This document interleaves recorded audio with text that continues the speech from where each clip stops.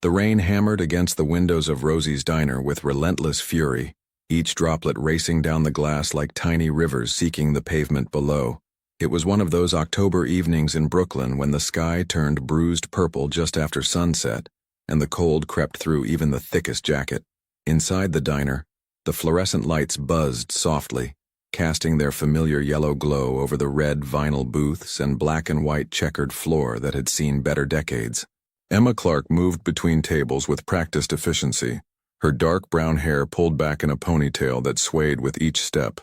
At 28, she had the kind of face that people instinctively trusted, warm hazel eyes, a genuine smile that reached those eyes even when she was exhausted, and an air of quiet competence that made customers feel at ease.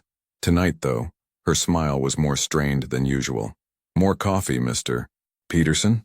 she asked the elderly man sitting alone in booth 7, his weathered hands wrapped around a half-empty cup. "You're an angel, Emma," he replied, his voice rough with age and too many years of smoking. "Don't know what I'd do without this place. Gets lonely in that apartment." Emma poured the steaming liquid carefully, her mind only half present.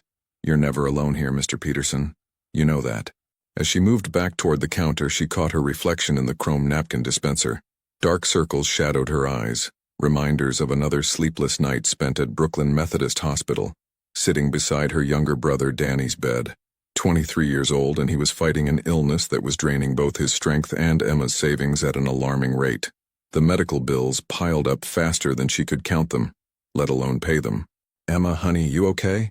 Rosie's voice cut through her thoughts. The diner's owner, a robust woman in her 60s with steel gray hair and hands that had flipped a million burgers, was watching her with concern from behind the counter. "I'm fine, Rosie. Just tired." "You're always tired, baby. You work yourself to the bone." Rosie wiped down the counter with a practiced motion, her gold bracelets jangling. "When was the last time you had a day off?" "Days off are for people with savings accounts." Emma tried to joke, but it came out flat. The diner was unusually quiet for a Tuesday evening. The weather had kept most people home, and only a handful of customers dotted the space. Mr. Peterson in his booth, a young couple sharing French fries in the corner, and 2 truck drivers at the counter working through slices of Rosie's famous apple pie. The kitchen was winding down, the sizzle of the grill replaced by the sound of Miguel, the cook, humming along to the oldies station playing from the radio. Emma glanced at the clock mounted above the pie display. 9:47, just over 2 hours until closing. Then she could catch the subway home, grab maybe 5 hours of sleep before her morning shift at the hospital cafeteria. It wasn't the nursing career she'd dreamed of, but those dreams had been put on hold when Danny got sick. Dreams didn't pay for chemotherapy. The bell above the entrance chimed, announcing a new customer despite the downpour outside. Emma turned automatically, her server's smile ready, but the greeting died on her lips. A man stumbled through the door, bringing with him a gust of cold wind and rain. But it wasn't the weather that made Emma freeze. It was the way he moved, half staggering, one hand pressed against the left side of his neck. Even from across the diner, she could see the dark stain spreading between his fingers. Blood. "Oh my God," the young woman in the corner booth gasped, her fork clattering onto her plate. The man took 3 more unsteady steps before his knees buckled. Emma's training from her incomplete nursing degree kicked in before conscious thought could stop her. She was moving, weaving between tables, reaching him just as he started to collapse. "I've got you," she said firmly, catching him under the arm and guiding him toward the nearest booth. He was heavy, solid muscle beneath the rain-soaked suit jacket, but adrenaline gave her strength. "Someone call 911. "No." The word came out harsh, desperate. The man's eyes, startlingly blue even in distress, locked onto hers. "No police. No ambulance. Please. Sir, you're injured. You need medical attention. Please." His grip on her wrist was surprisingly strong, despite his obvious weakness. "I'm begging you." Up close, Emma could see more details. He was in his late 30s, maybe 40, with dark hair plastered to his forehead from the rain. His face was angular, handsome in a sharp-edged way, but currently pale with shock. The suit he wore was expensive. She'd worked enough upscale events to recognize quality tailoring, but it was torn and stained. The injury on his neck was bleeding steadily, crimson seeping through his fingers. "Rosie, get the first aid kit," Emma called over her shoulder, then focused back on the man. "What happened?" "Wrong place, wrong time," he managed, his voice tight with pain. Got jumped. 3 guys. Took my wallet. The lie was smooth, practiced, but his eyes told a different story. Emma had grown up in Brooklyn. She knew when someone wasn't telling the whole truth, but she also knew a person in genuine danger when she saw one. And whatever had happened to this man, the fear in his eyes, was real. Miguel, call the police, Rosie ordered from behind the counter, already dialing. No, the man tried to stand, panic flashing across his features. Please, I just need... He swayed dangerously. Emma made a split-second decision. Rosie, wait. Just give me a minute. She looked into the stranger's eyes, seeing desperation there that matched her own when she thought about Danny's bills. Sir, if you don't want the police involved, that's your business. But you're going to bleed out if we don't stop that bleeding. Let me help you. Why? He asked, the single word heavy with suspicion, and something else. Surprise, maybe, that someone would offer help without demanding answers first. Because that's what people do, Emma said simply. They help each other. For a long moment, he just stared at her. Then slowly he nodded. Rosie arrived with the first aid kit, her face a mask of worry. Emma, baby, I don't know about this. It's okay. Emma was already opening the kit, pulling out gauze and antiseptic. Mr. Peterson, could you and everyone else maybe give us some privacy? Go ahead and finish your meals, but just in the back booths? The elderly man nodded slowly, gathering his coffee cup. The other customers followed suit, sensing the gravity of the situation. Emma was grateful for their discretion, and for the fact that Brooklyn locals knew when not to ask questions. I need to see the wound, Emma told the stranger, her voice steady despite her racing heart. Move your hand. He hesitated, then slowly lowered his hand from his neck. Emma's breath caught. The wound was deep, a clean slice that had probably been made by something very sharp. It had narrowly missed the carotid artery, but it was close enough that every heartbeat sent more blood flowing down his neck and soaking into his collar. This is serious, she said quietly. You really should go to a hospital. Can't. Just one word, but it carried the weight of absolute certainty. Emma grabbed several gauze pads and pressed them firmly against the wound. The man winced but didn't pull away. Hold these. Pressure is the most important thing right now. As he complied, Emma took stock of her supplies. The first aid kit was basic, meant for minor cuts and burns, not injuries like this. She needed to stop the bleeding, but the wound was in a location that made standard bandaging difficult. The angle was awkward, and simple pressure wasn't going to be enough for long. Her mind raced through her medical training. In emergency situations, when traditional methods aren't available, there were unconventional techniques. She'd read about them, heard stories from paramedics about field medicine during disasters. One technique in particular came to mind, one that was rarely used outside of extreme circumstances. I have an idea, she said slowly, but you're going to have to trust me. And it's unconventional. The man's blue eyes met hers, reading something in her expression. What do you need me to do? Lie back on the booth bench. Turn your head to the side. As he complied, Emma positioned herself at the edge of the booth. This is going to sound strange, but I need to create a seal over the wound. Direct, sustained pressure with minimal air exposure. It's a technique sometimes used in field medicine when you don't have proper supplies. Do it, he said without hesitation. Whatever it takes. Emma took a breath to steady herself, then leaned in. She cleaned the area as quickly as possible with antiseptic wipes, then positioned herself over the wound. This was clinical, she told herself. Medical. She'd done more intimate procedures during her nursing rotations, but as she pressed her lips to the side of his neck, creating a seal over the injury, she couldn't help but be aware of how strange this must look. The technique worked by creating suction and sustained pressure, her lips forming a barrier that allowed her to apply constant, even force while keeping contaminants out. She could feel his pulse against her mouth, fast but strong. The metallic taste of blood touched her tongue, but she maintained the seal, counting seconds in her head. The man lay perfectly still beneath her, his breathing controlled despite what must have been considerable discomfort. After 30 seconds, she carefully pulled back to check the wound. The bleeding had slowed significantly. She repeated the process, this time for a full minute, then checked again. It's working, she murmured, grabbing fresh gauze. The bleeding's mostly stopped. I can bandage it now. As she worked, wrapping gauze around his neck and securing it with medical tape, she became aware of other details. His cologne, expensive, with notes of cedar and something darker. The calluses on his hands, surprising on someone wearing such an expensive suit. the way his eyes tracked every movement in the diner, even while injured, as if constantly assessing threats. "There," Emma said finally, sitting back to examine her work. "That should hold, but you really need to see a doctor. If that wound gets infected—" "I know people," he interrupted quietly. "Medical professionals who are discreet. I'll see them tomorrow. Promise me." Emma surprised herself with the intensity in her voice. "Because if you die from some easily preventable infection after I just saved your life, I'm going to be really annoyed." A ghost of a smile crossed his face, the first real expression she'd seen there. "I promise." "Good."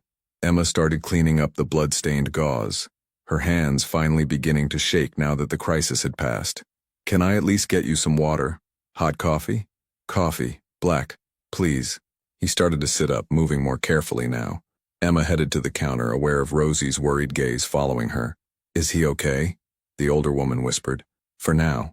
Rosie, I know this is weird, but you've got a good heart, baby, and you couldn't let someone bleed out in my diner.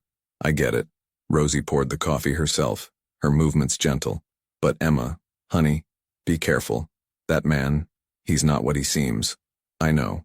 Emma accepted the coffee cup, then grabbed a slice of pie. Nobody gets hurt like that from a simple mugging.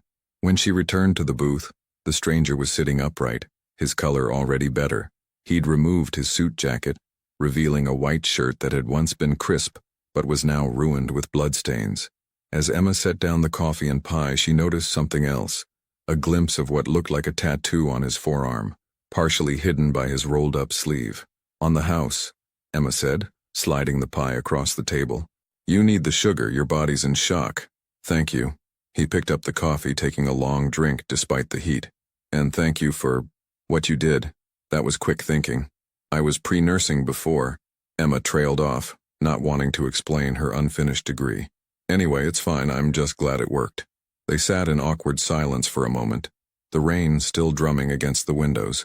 The other customers had returned to their meals, though Emma could feel their curious glances. Mr. Peterson kept looking over with grandfatherly concern. "What's your name?" the stranger asked suddenly. "Emma. Emma Clark." "Emma." He repeated it slowly, as if committing it to memory. He hesitated, and Emma saw the calculation in his eyes. "Vincent. My name is Vincent." Another lie, probably. Or maybe just a partial truth. Emma was too tired to care. "Well, Vincent, you should probably rest for a while before you head back out into that weather. You've lost blood and the shock will make you weak for a bit." "I can't stay long." But even as he said it, his eyes were drooping with exhaustion. The adrenaline was wearing off, leaving behind the brutal reality of his injury. "Just close your eyes for a few minutes," Emma urged. "I'll keep an eye on things." She expected him to argue, but instead he nodded slowly. A few minutes. His eyes closed, and within moments his breathing had deepened into something approaching sleep. Emma watched him for a long moment. This dangerous stranger who'd stumbled into her life. Even in sleep, there was tension in his jaw, a wariness that didn't fully fade. Whatever his story was, it was complicated and probably illegal. She should be afraid. She should have called the police regardless of his protests. But something about the genuine fear she'd seen in his eyes when he'd begged her not to call for help had resonated with her own desperation. She understood what it meant to be trapped by circumstances, to need help, but be unable to ask for it through proper channels. "You're too soft-hearted for your own good, Emma Clark," she whispered to herself, then stood to check on her other customers. The next hour passed in a strange sort of limbo. Vincent slept, or at least pretended to, while Emma finished her shift.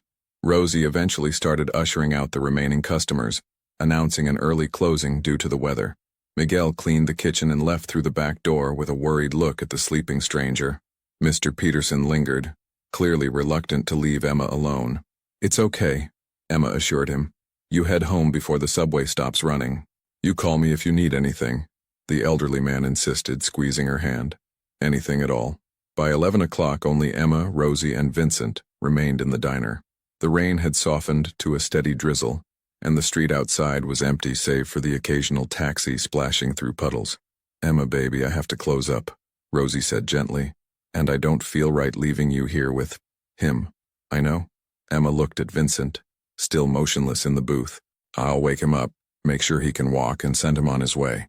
But when she approached the booth and gently shook Vincent's shoulder, his eyes flew open with alarming speed, and the look in them was sharp, calculating, dangerous.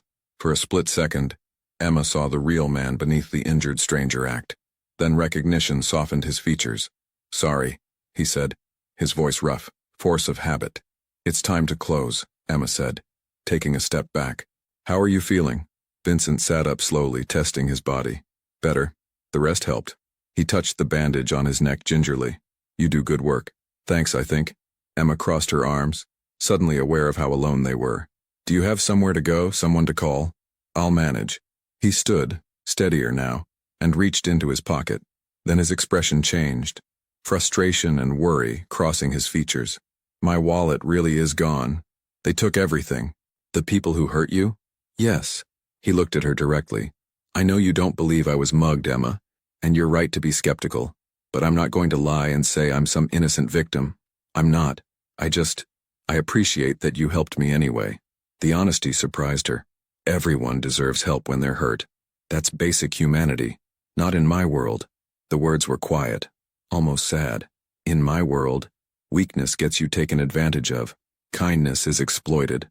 That sounds like a terrible world. It is. He picked up his ruined jacket. "But it's the only one I've got." Emma watched as he moved toward the door, still slightly unsteady but determined. Something made her call out, "Vincent, wait." He turned, eyebrows raised. She grabbed a paper bag from behind the counter and quickly filled it with items from the kitchen. Sandwiches, a bottle of water, packets of pain relievers from the first aid kit. "Take this. You need to keep your strength up while you heal." Vincent stared at the bag she offered, then at her face, as if trying to solve a particularly complex puzzle. "Why are you doing this?" "Because someone needs to show you that kindness isn't always a weakness." Emma pressed the bag into his hands. "And because I can't in good conscience let you walk out of here without at least some supplies." For a long moment, Vincent just stood there, holding the bag, something unreadable in his expression. Then he reached up and carefully removed the expensive watch from his wrist. "Here, take this." "I can't, please." He placed the watch in her hand, closing her fingers around it. "It's worth at least a few thousand. Sell it. I know you need money.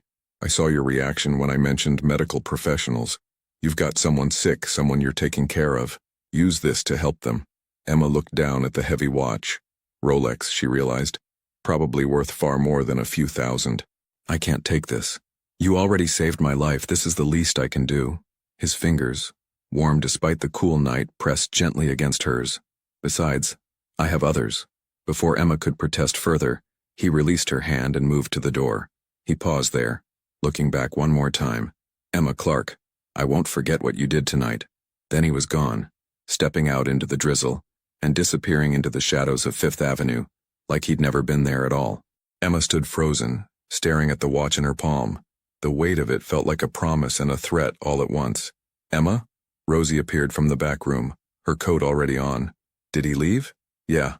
Emma slipped the watch into her pocket, not ready to explain it yet. "Yeah, he's gone." "Good. Come on, let me drive you home. It's too late for the subway." As they locked up the diner and walked to Rosie's old sedan, Emma couldn't shake the feeling that her life had just changed in some fundamental way. The rain had stopped, leaving the Brooklyn streets slick and shining under the streetlights. Somewhere out there, Vincent was disappearing back into whatever dark world he'd emerged from. But he'd left her with a gift worth thousands of dollars. And more than that, he'd left her with questions. Who was he really? What had happened to him? And why did she have the unsettling feeling that she hadn't seen the last of him? The watch sat in Emma's apartment like a ticking time bomb, which was ironic, considering it was actually worth more than 3 months of her rent. She'd placed it in her sock drawer, hiding it beneath layers of clothes as if that would somehow make the decision about what to do with it easier. Keep it? Sell it? Report it as found property? Every option felt wrong in different ways. "You're overthinking this," Danny said from his position on the worn couch. Her younger brother looked better than he had in weeks. The latest round of treatment was working, giving color back to his cheeks and energy back to his eyes. "Some rich guy gave you an expensive watch. Sell it. Pay some bills. It's not that complicated." "It feels complicated," Emma argued, stirring the soup on the stove. Their apartment was small, a 1-bedroom in a building that had seen better decades, but it was home. "I don't know anything about him. What if the watch is stolen? What if he's some kind of criminal?" Danny supplied helpfully. "Emma, anyone who shows up bleeding at midnight and begs you not to call the cops is probably involved in something illegal. That doesn't mean his money isn't good. When did you become so cynical? When I got sick and learned that medical care in this country is basically legal extortion. Danny smiled, but it didn't reach his eyes. I'm not being cynical, Em. I'm being realistic. You worked a miracle on that guy and he paid you for it. Take the win. Emma knew he was right. The logical part of her brain understood that selling the watch could solve so many immediate problems. But the part of her that had looked into Vincent's eyes and seen genuine gratitude, and yes, danger, couldn't quite shake the feeling that accepting the watch meant accepting something more. A connection, a debt, an acknowledgement that she'd stepped into a world she didn't understand. Her phone buzzed. A text from Rosie. Black SUV outside the diner again. Same one from yesterday. Emma, I'm worried. Emma's stomach dropped. She'd noticed the vehicle too. Sleek, expensive, with tinted windows that revealed nothing. It had been parked across from Rosie's diner for 3 days now, ever since the night Vincent had stumbled through the door. Danny, I have to go to work. Your shift doesn't start for 2 hours. I know, but Rosie needs me.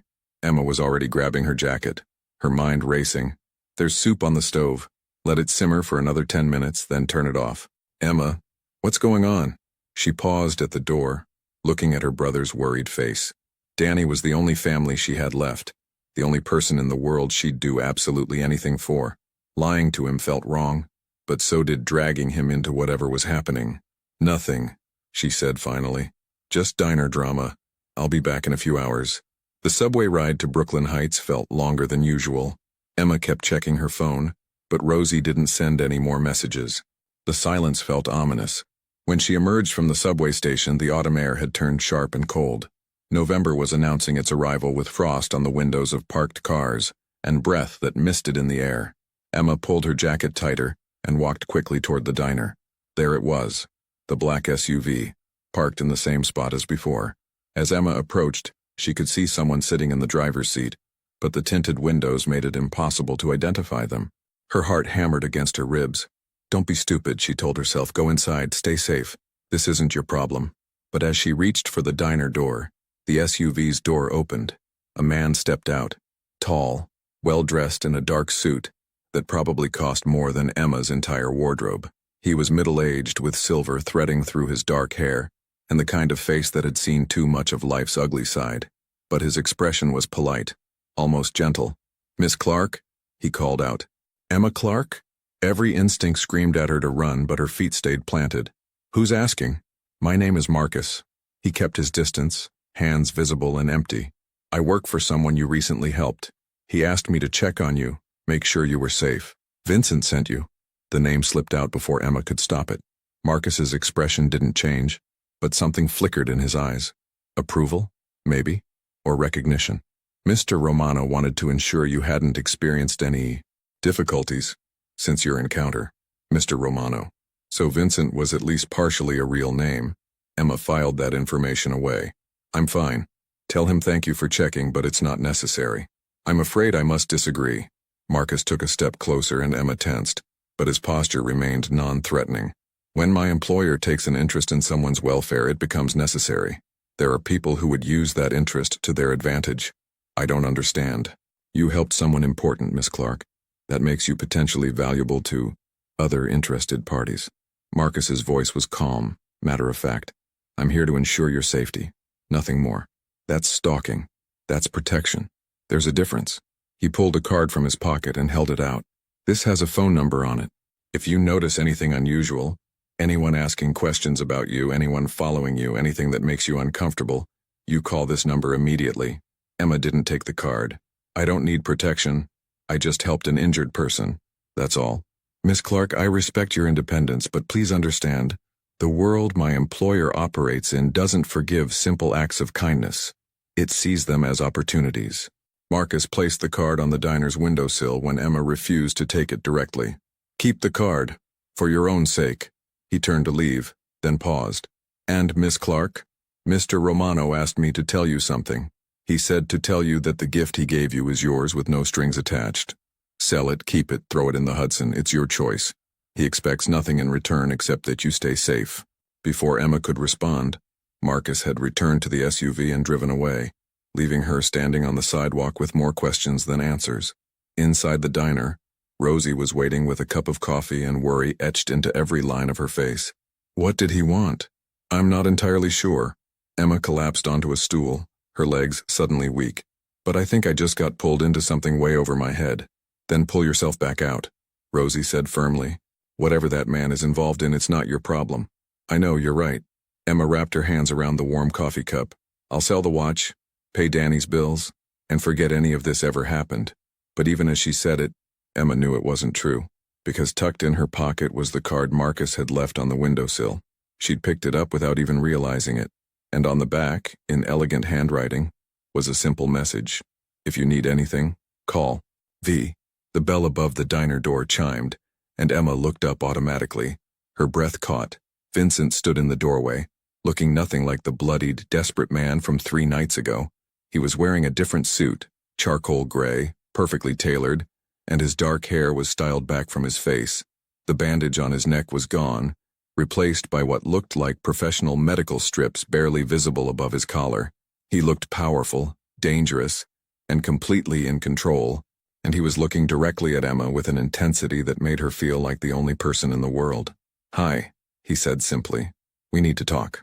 Vincent Romano stood in the doorway of Rosie's diner like he owned the place, not with arrogance, but with the quiet confidence of someone who'd learned to command any space he entered.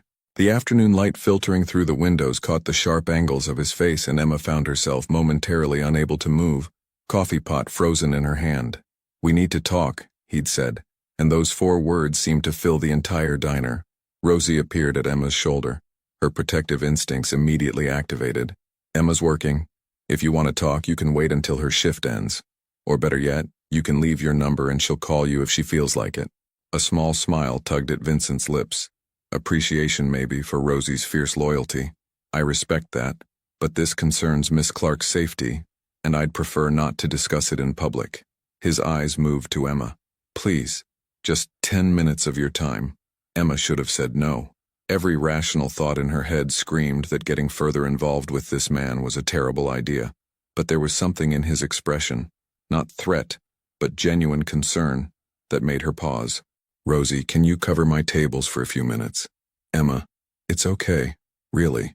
Emma untied her apron and set it on the counter. We'll be right outside where you can see us through the window. Vincent nodded his agreement and held the door open for her. As Emma stepped out into the crisp November air, she was acutely aware of how different this moment was from their first meeting.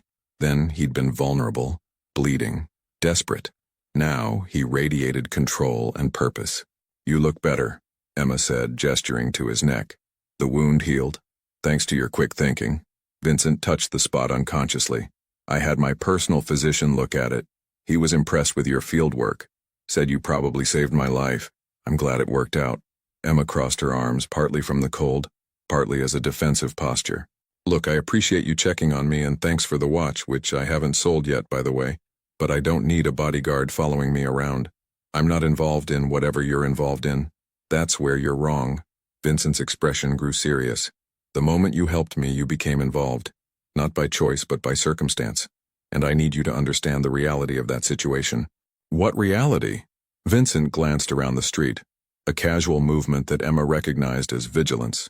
There are people who would very much like to know where I was 3 nights ago. People who would hurt anyone connected to me to get information. Your act of kindness painted a target on your back, Emma, and I can't in good conscience ignore that. Fear prickled down Emma's spine. Are you saying I'm in danger? I'm saying you could be. That's why I have Marcus watching the diner. He's not there to intimidate you. He's there to make sure no one else takes an interest in you. Vincent's voice softened. I know this isn't fair. You did a good thing, and you shouldn't have to suffer consequences for it.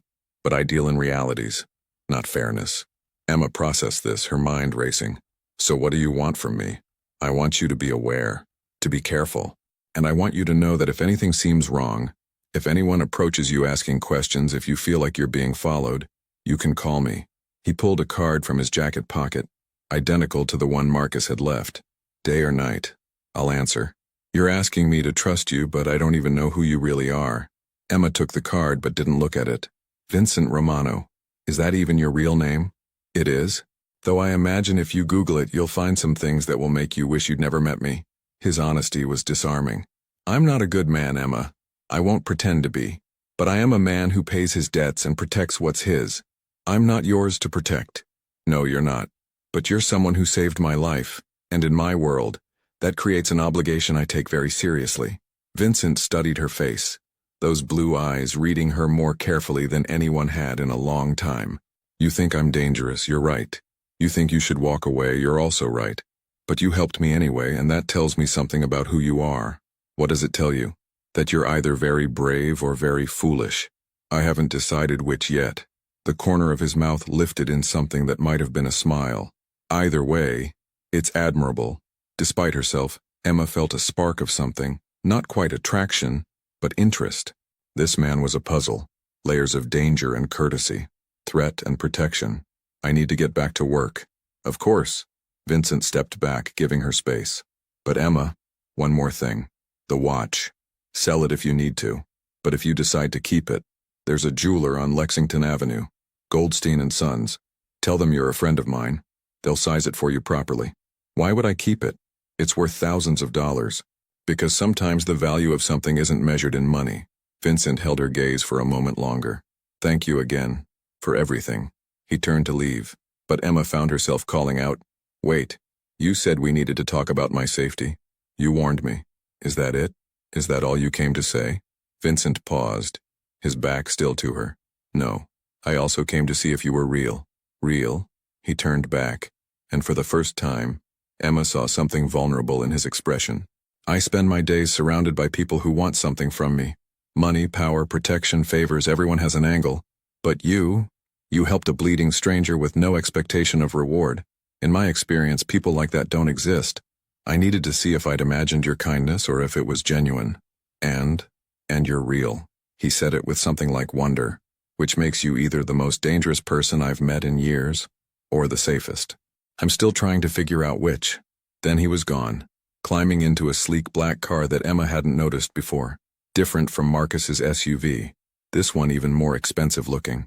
She watched it pull away from the curb and disappear into traffic, leaving her standing on the sidewalk with a business card and more questions than ever.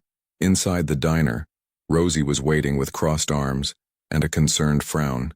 You okay, baby? I don't know, Emma admitted. I honestly don't know. For the rest of her shift, Emma operated on autopilot. She poured coffee, took orders, delivered plates of Rosie's famous meatloaf, and smiled at customers, all while her mind spun through the implications of Vincent's words. You're in danger. People who would hurt anyone connected to me. You can call me day or night. It should have been terrifying. It was terrifying. But underneath the fear was something else. A strange sense of being seen, really seen, by someone who understood what it meant to operate in the shadows of necessity, rather than the light of choice. Emma understood shadows.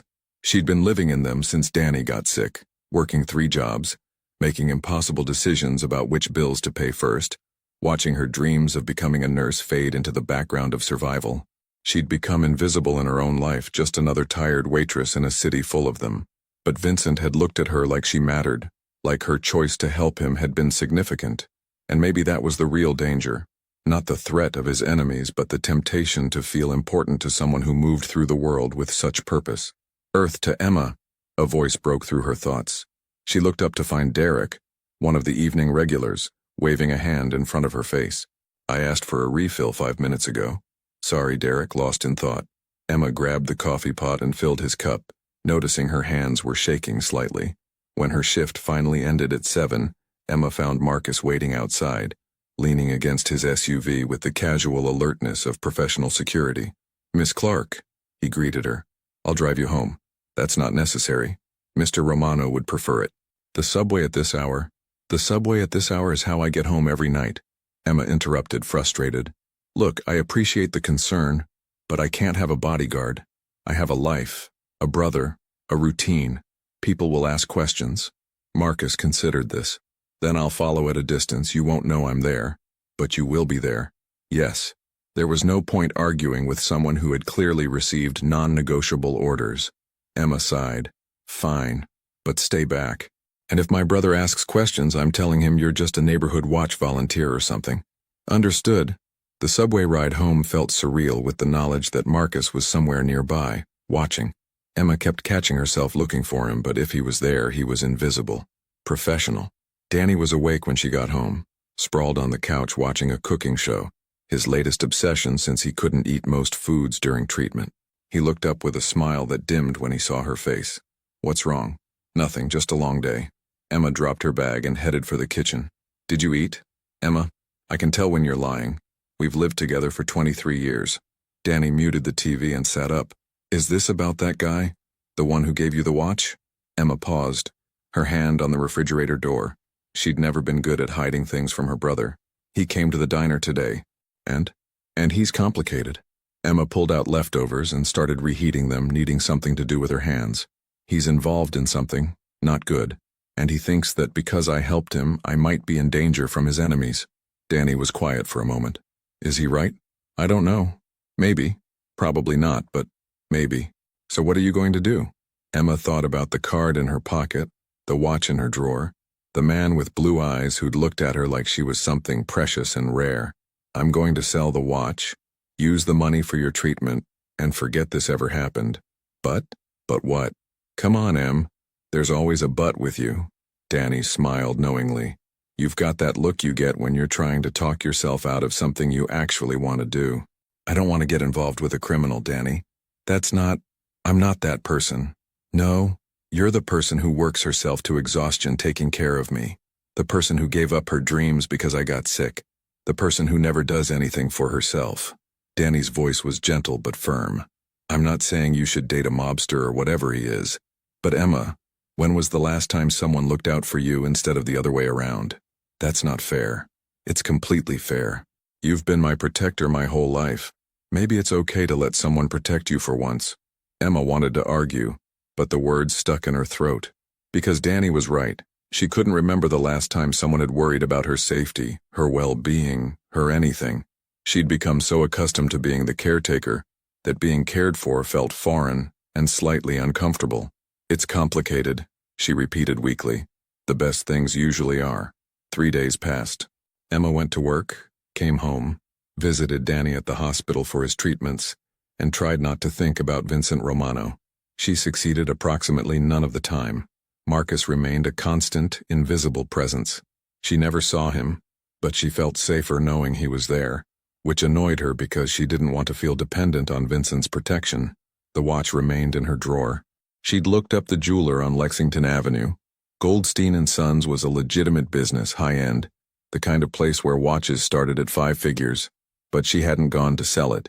She told herself it was because she was busy, but really she wasn't ready to sever that last connection to Vincent. On Thursday evening, everything changed. Emma was closing up the diner. Rosie had left early for a doctor's appointment, when a well-dressed man entered just before she could lock the door. He was in his 50s with silver hair and a smile that didn't reach his eyes. "I'm sorry, we're closed," Emma said politely.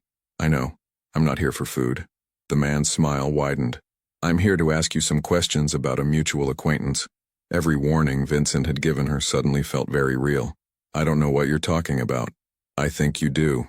A man came here last week. Dark hair, blue eyes, probably bleeding. You helped him." The man took a step closer and Emma instinctively backed up. "I need to know what he said to you, where he went, who else he's been in contact with. I don't know anyone like that." "Don't lie to me, Miss Clark." The use of her name sent ice through her veins. "We know he was here. We have witnesses who saw you with him.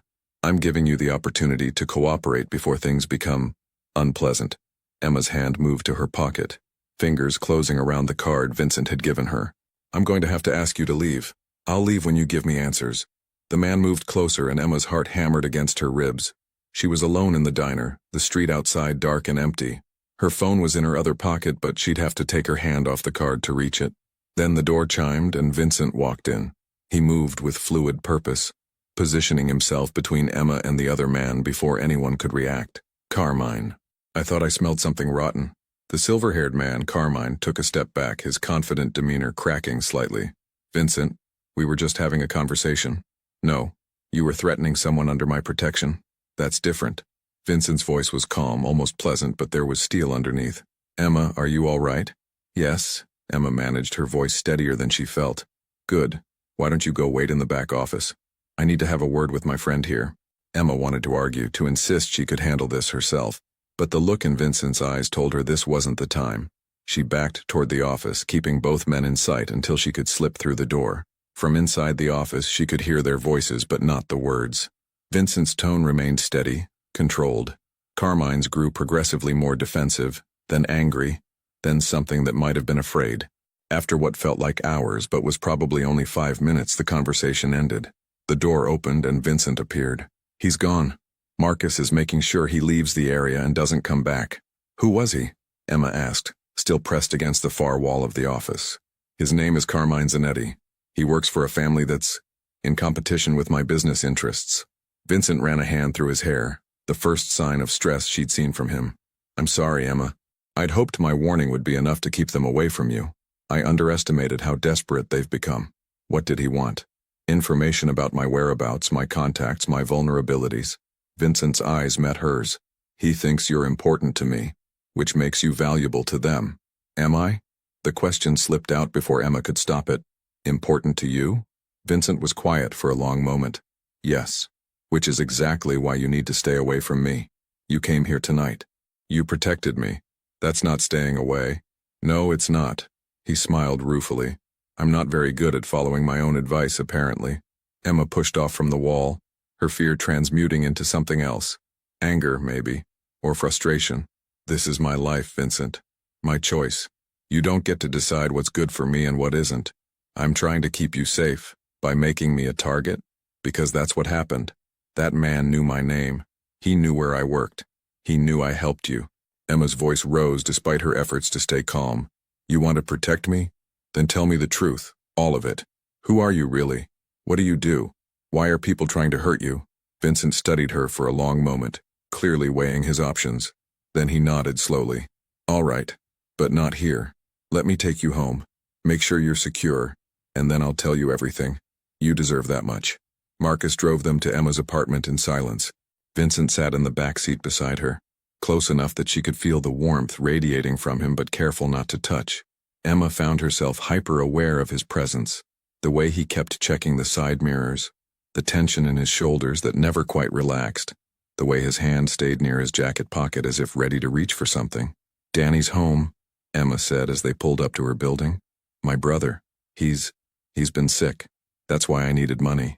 Why your watch was so valuable, Vincent finished. I understand. Family comes first. Always. Inside the apartment, Danny was awake on the couch, his eyes widening as Emma entered, followed by Vincent and Marcus. Em? Want to explain why you've brought home 2 guys who look like they stepped out of a mob movie? It's a long story. Emma set down her bag and turned to Vincent. This is my brother Danny. Danny, this is Vincent Romano and his associate Marcus. Danny's eyes flicked between them, his quick mind clearly processing information at high speed. Romano? As in the Romano family? Holy.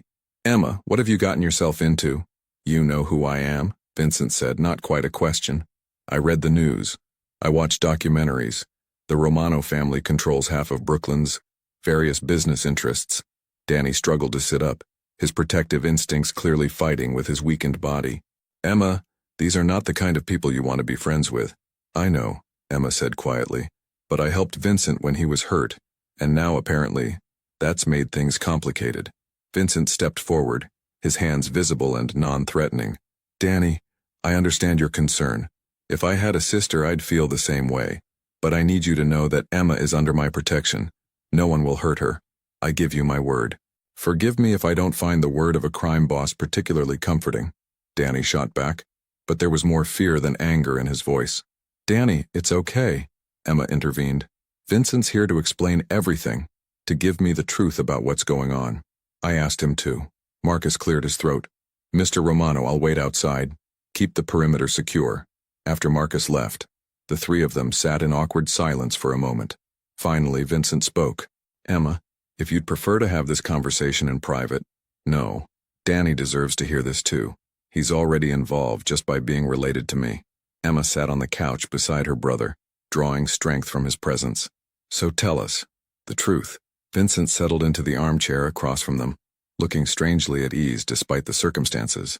My family has been involved in certain unconventional business operations in New York for 3 generations.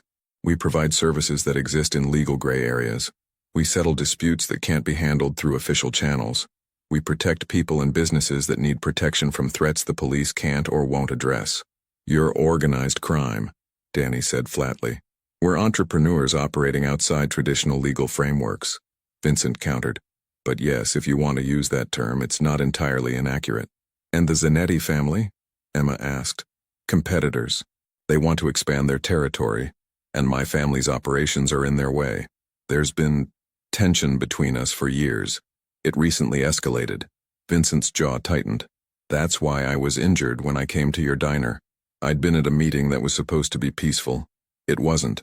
They tried to hurt you, Emma said, the pieces clicking together. They tried to end me, Vincent corrected. But I was fortunate. I got away. And then I was even more fortunate to stumble into a diner run by a woman with medical training and a kind heart. Danny leaned forward. Why didn't you just go to a hospital? Call your own people? Because I wasn't sure who to trust in that moment. The attack happened in a location only a handful of people knew about.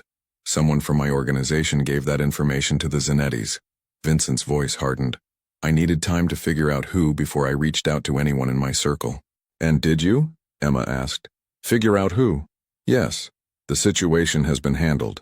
Vincent's tone made it clear he wouldn't elaborate. But in the process, the Zanettis learned that I'd received help from someone outside my organization. They've been trying to find you ever since. Emma felt cold. To hurt me? To use you? To get information? To draw me out? Vincent met her eyes. They think you're someone I care about, which makes you leverage. Are they right? Danny asked quietly. Do you care about her? The question hung in the air. Vincent was silent for a long moment, and Emma found herself holding her breath. I barely know your sister, Vincent said finally. But yes, I care what happens to her, because she saved my life when she had every reason not to, because she saw someone in need and helped them without asking for anything in return. In my world, that kind of goodness is rare enough to be worth protecting. So what happens now? Emma asked. I can't have a bodyguard forever. I can't live looking over my shoulder. No, you can't. Vincent stood, pacing to the window to look out at the street below, which is why I've arranged for a meeting with the Zanetti family, a formal sit-down where we establish clear boundaries and rules of engagement. That sounds dangerous, Danny said. It is, but necessary. I'm going to make it clear that you're not involved in our business, that you're simply a civilian who rendered medical assistance, and that any action taken against you will be considered a direct attack on my family. Vincent turned back to face them. In our world, those kinds of declarations are taken seriously.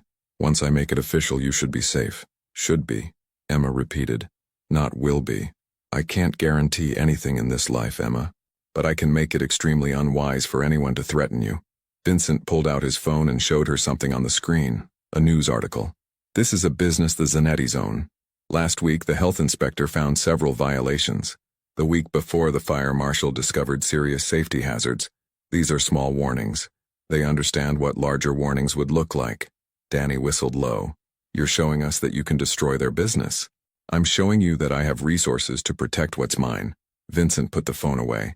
Emma, I know this isn't the life you wanted. You deserve normal, safe, simple, but circumstances have made that impossible right now. All I can do is minimize the damage and keep you as secure as possible until the situation stabilizes. Emma processed this, her mind spinning. And the meeting with the Zanettis? When is it? Tomorrow night. I want to be there. Both Vincent and Danny spoke at once. Absolutely not. Emma, these are not people you want to be in a room with, Vincent said firmly. But I'm already in this situation. I'm already a target. Emma stood, facing Vincent directly. If this meeting is about me, about establishing that I'm not a threat or an asset or whatever they think I am, then I should be there. I should speak for myself. It's too dangerous. Everything about this situation is dangerous. You said it yourself, they already know who I am. They already came to my workplace and threatened me. What's the difference between them seeing me tomorrow or tracking me down next week? Emma's voice was steady despite her fear. Besides, if I'm there, they can see for themselves that I'm just a waitress. Nobody important. Not worth their time. Vincent studied her face, and she could see the conflict in his expression. Finally, he shook his head. You're either the bravest person I've ever met or the most foolish. You said that before. Have you decided which yet? No, but I'm starting to suspect you're both. Vincent sighed. If, and this is a very big if, you were to attend this meeting, you'd follow my instructions exactly. You'd stay by my side. You'd speak only when spoken to, and at the first sign of trouble, Marcus would get you out of there immediately. Agreed. Emma, this is insane, Danny protested. You can't go to some kind of crime family meeting. Danny, I'm already involved. I might as well have some control over how this plays out. Emma squeezed her brother's hand. Besides, Vincent will be there. Marcus will be there, I'll be safe. As safe as possible under the circumstances, Vincent corrected. Danny, I understand your objections. If I could keep your sister completely out of this, I would. But she's right. The Zanettis already know about her. This meeting is the best chance to neutralize her as a person of interest. Danny looked between them, clearly unhappy but recognizing the logic. Fine. But Vincent? If anything happens to her, I don't care how powerful your family is. I will make it my life's mission to make you regret it. Vincent smiled, a genuine smile that transformed his usually serious face. I would expect nothing less. You're a good brother, Danny. The next 24 hours passed in a blur of preparation and mounting anxiety. Vincent insisted that Emma take the day off from the diner. He'd already spoken to Rosie, apparently, and compensated her for the lost labor. Emma wasn't sure whether to be annoyed at his high-handedness or grateful for the consideration. Marcus arrived at her apartment at noon with bags from expensive stores Emma had never shopped in. Mr. Romano thought you might need appropriate attire for this evening. Inside the bags were several outfits. Elegant, professional, the kind of clothes that commanded respect without being flashy. Emma ran her hands over the fabric of a navy blue dress, surprised by the quality. He has good taste, she admitted. Mr. Romano is very observant, Marcus replied. He notices details. Like what size dress I wear. Like the fact that you carry yourself with dignity despite your circumstances. That you're strong but not harsh. That you need clothes that reflect who you are, not who someone thinks you should be. Marcus set down the bags. He wants you to feel confident tonight. Emma looked at the clothes again, seeing them differently now. This wasn't about making her into something she wasn't. It was about giving her armor for a battle she hadn't asked to fight. Tell him thank you. Tell him yourself. He'll be here at 7 to pick you up. The afternoon was spent getting ready, not just physically, but mentally. Danny helped her choose the navy dress and a pair of elegant but practical shoes. He even styled her hair, pulling it back in a way that was both professional and soft. You look beautiful, he said when they were done, and terrifying, like someone who could run a boardroom or a battlefield. I'm just a waitress going to a meeting. No, Em. Tonight you're a woman taking control of her own story. Danny hugged her carefully, mindful of his weakness. Be safe, be smart. And remember, you don't owe these people anything. Not explanations, not apologies, nothing. When Vincent arrived at 7, Emma was ready. He stood in her doorway in a charcoal suit, looking every inch the powerful man he was, and for a moment, neither of them spoke. You look, Vincent paused, seeming to search for words. You look like someone who belongs in any room she enters, thanks to your impeccable shopping skills. The clothes are just clothes. You're what makes them significant. Vincent offered his arm. Are you ready? Emma took a deep breath and placed her hand in the crook of his elbow. As ready as I'll ever be. In the car, Vincent briefed her on what to expect. The meeting will take place at a restaurant in Manhattan, neutral territory. The Zanettis will have their leadership present. Carmine, whom you've met, and his uncle Lorenzo, who runs their family. I'll have Marcus and 2 other associates with me. What do I need to do? Be yourself. Answer any questions truthfully but briefly. Don't volunteer information. Vincent's hand covered hers where it rested on the seat between them. And Emma? If anything feels wrong, if you get scared, you tell me immediately. Your safety is more important than any negotiation. The restaurant was in Midtown, upscale, dimly lit, the kind of place where deals were made and power was brokered. As they entered, Emma noticed how the staff reacted to Vincent, respect tinged with wariness. This was a man who was known, feared, obeyed. A private room had been reserved in the back. As they approached, Emma saw Marcus and 2 other large men standing outside the door. Inside, she could glimpse several men in expensive suits seated around a table. Vincent paused just before the door. Last chance to change your mind. Emma squeezed his hand. Let's do this. They entered together, and every eye in the room turned to assess her. Emma lifted her chin and met their gazes steadily, channeling every ounce of confidence she could muster. An older man at the head of the table, Lorenzo Zanetti, she assumed, smiled. Vincent, thank you for agreeing to meet. And this must be the famous Emma Clark. This is Emma, Vincent confirmed. pulling out a chair for her. She's here at her own insistence, to make clear her position in all of this. Brave girl. Lorenzo's eyes were calculating. Or foolish, I haven't decided which. Emma smiled despite her nerves. That seems to be a common question. Carmine, seated to Lorenzo's right, leaned forward. You understand why you're here, Miss Clark? Why we've taken an interest in you? Because I helped Vincent when he was injured and you think that makes me connected to his organization? Emma's voice was steady. But you're wrong. I'm a waitress who rendered first aid to someone in need, that's all. Is it? Lorenzo asked.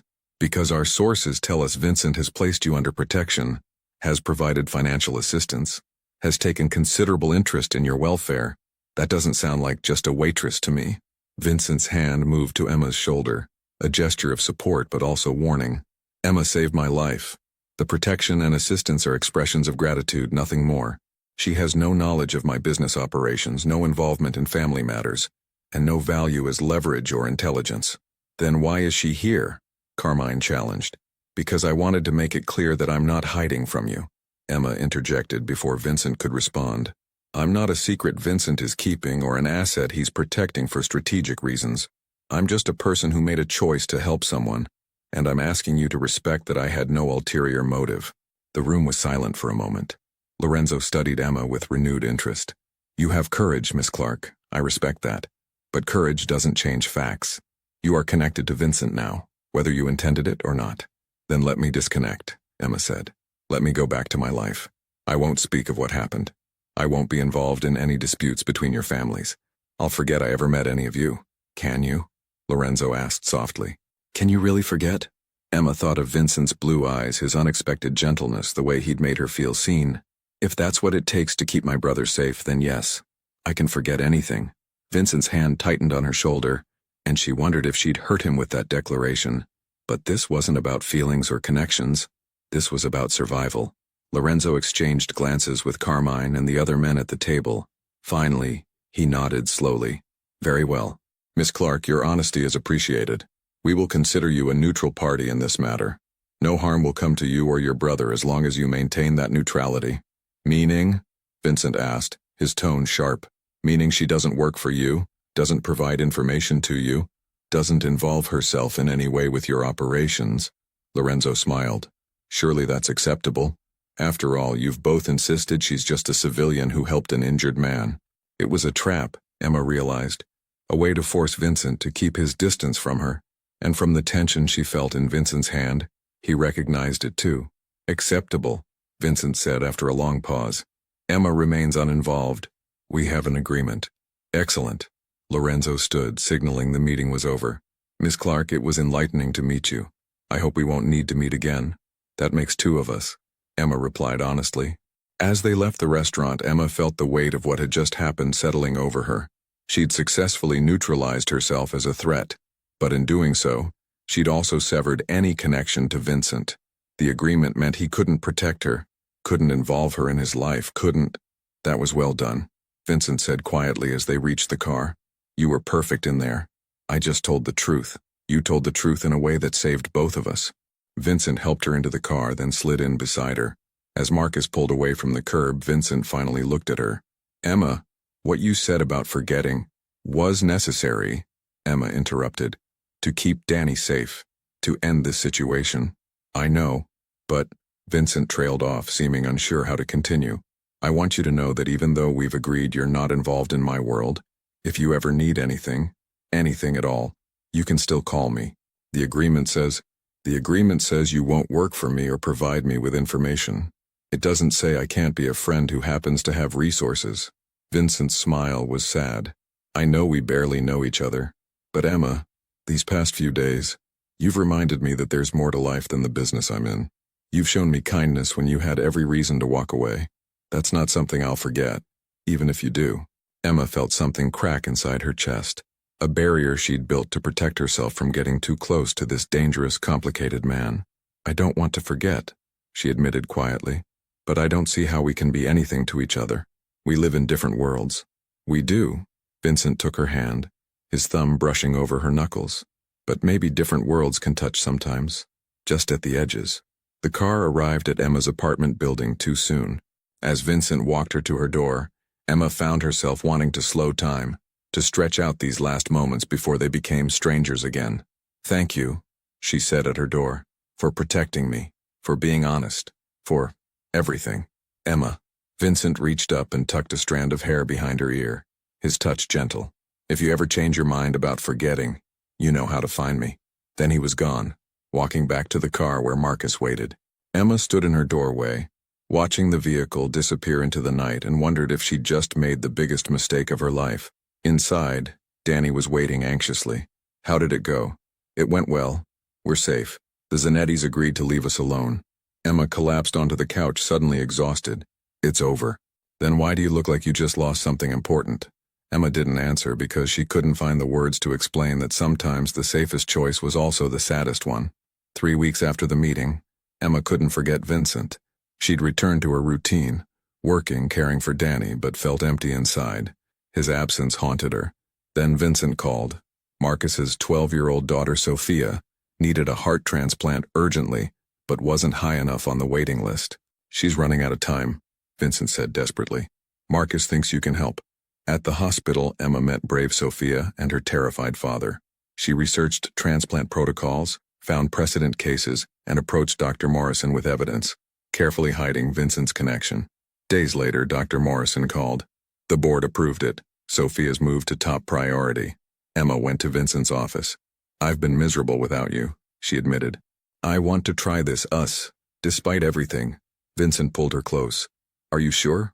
My world is dangerous." "I'm sure. I choose you." They kissed, and Emma knew. Some risks were worth taking. Love had found her in the most unexpected place, and she wasn't letting it go. For 2 months, Emma and Vincent kept their relationship secret.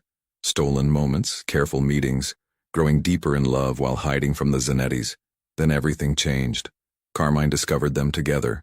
"You violated the agreement," he threatened. "She's involved now." Vincent faced a choice: protect his empire or protect Emma. He chose her. At a tense final meeting, Vincent negotiated peace. "I'm stepping back from certain operations. Emma stays untouched. That's non-negotiable." He leveraged evidence against corrupt officials working with the Zanettis, forcing a stalemate. Lorenzo agreed reluctantly. "You're weak for her, Romano." "No," Vincent replied. "She makes me stronger." 6 months later, Sophia received her transplant successfully. Emma re-enrolled in nursing school. Dr. Morrison had offered a scholarship. Danny was in remission. At the diner where they first met, Vincent asked, "Any regrets?" Emma smiled. "Every day, and I'd choose you again every single time." Some love stories begin with danger. The best ones transform it into something beautiful.